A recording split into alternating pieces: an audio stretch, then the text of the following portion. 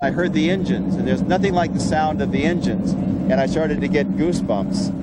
And I stepped at the top of the ladder to the pier, and there were the two boats sitting side by side with their engines turning over. And I swear to you, I was suddenly like 22 years old, back in Vietnam, and there were the swift boats.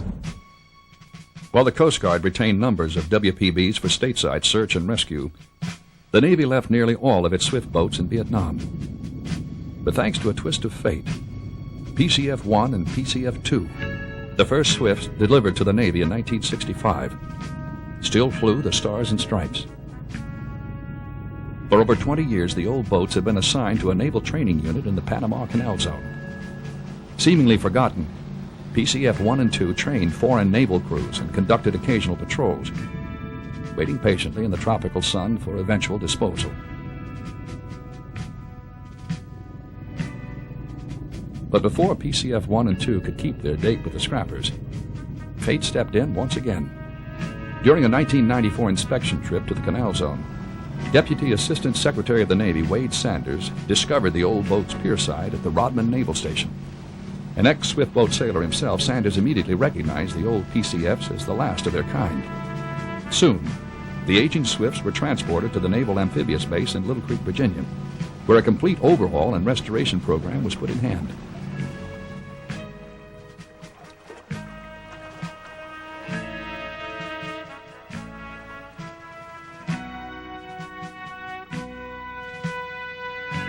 In June 1995, after 30 years of service, PCF1 and 2 got underway on their final mission as Navy men of war.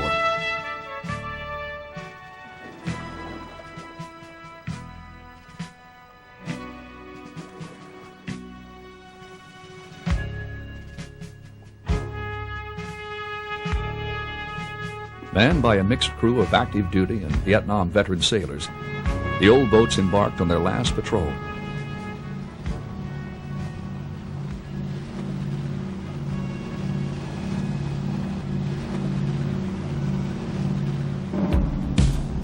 Outbound for the Navy Museum in Washington, D.C., the boats cruised north of the Chesapeake Bay.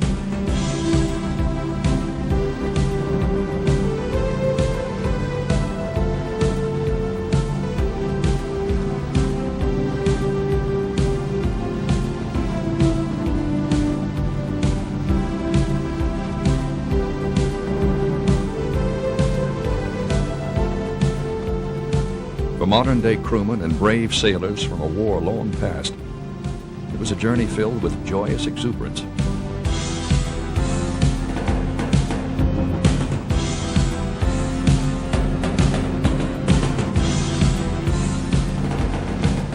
And sober reflection.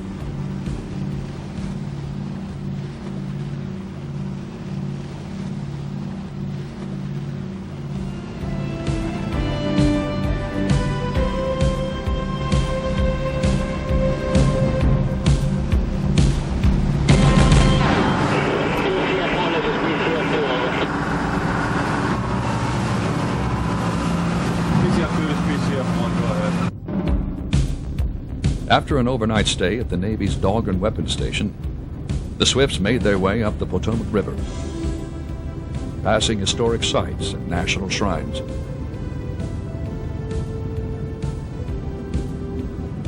Until finally the capital hove into sight.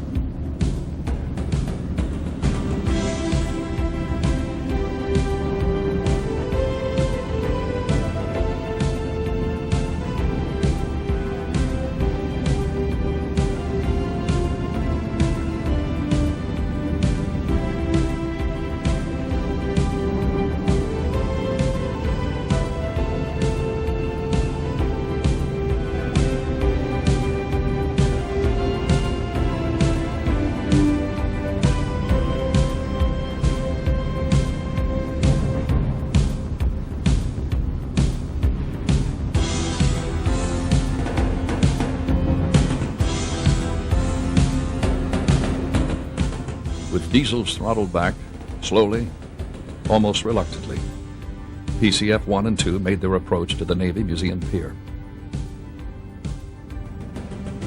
Lines were passed and secured. Engines were shut down. And the last swift boat patrol passed into history.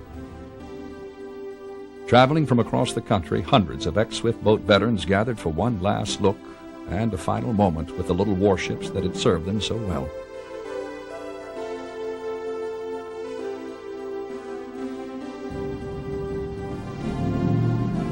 For the next 2 days, PCF1 and 2 became floating time machines, transporting market-time veterans and ex-Sea Lords raiders, along with their families, back to a place in time when swift boats carried brave sailors into harm's way.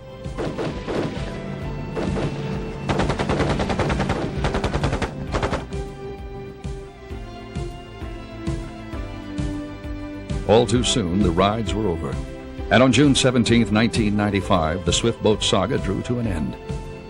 As PCF2 prepared for a new career as a civilian research vessel, PCF1, the Navy's first and last swift boat, was formally turned over to the Navy Museum for preservation and display.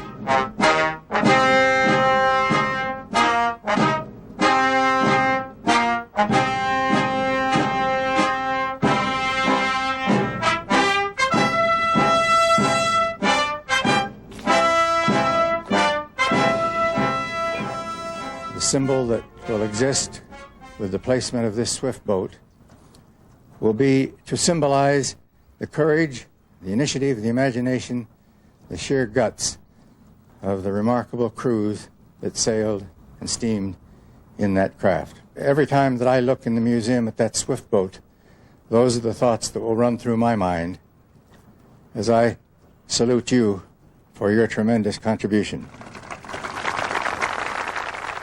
No words here today, no 30-year-later memory or description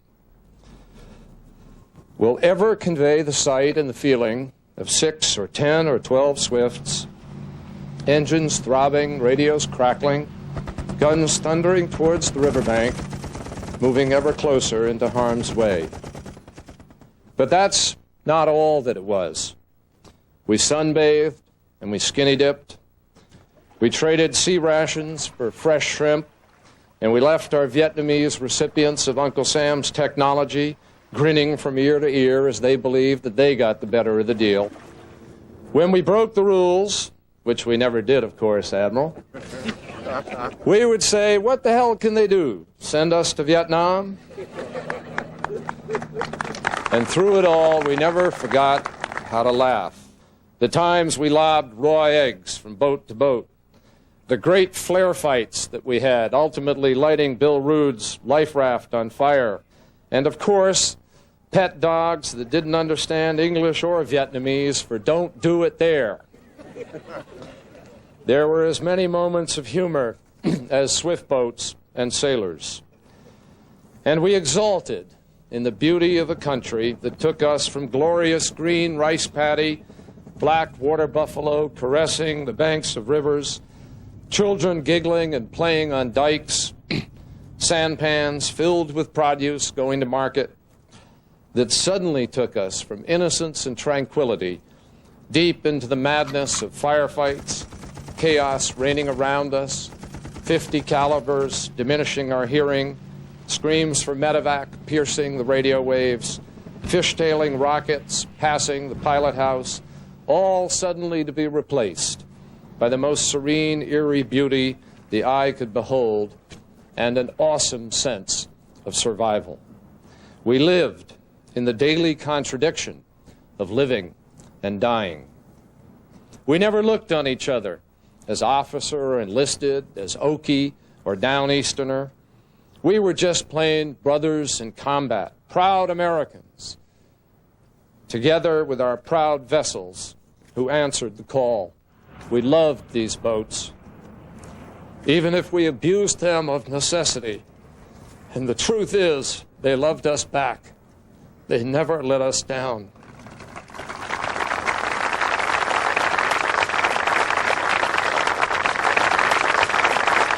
The undersigned is an authorized representative of the Naval Historical Center accepts the below-described ship, together with its onboard equipment, from Ernest E. Christensen, Rear Admiral, United States Navy, Commander, Training Command, U.S. Atlantic Fleet, Authorized Representative of the United States Navy.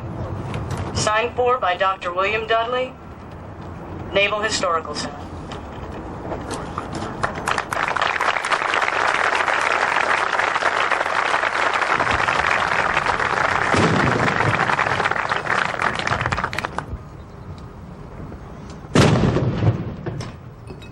For the men of the last patrol, there was only one duty left to perform.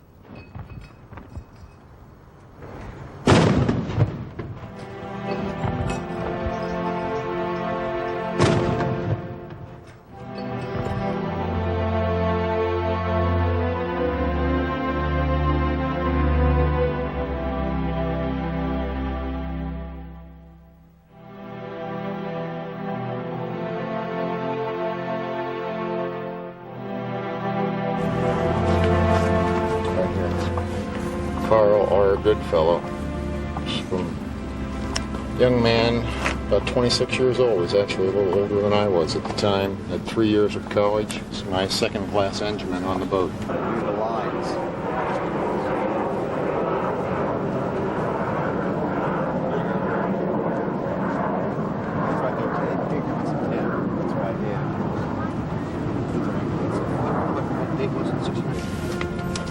John P. McDermott, bosun mate second class. He was born in 1945.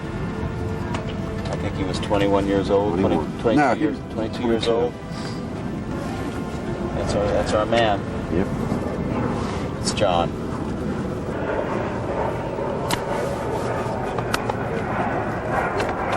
We know where he is. Yes, we do.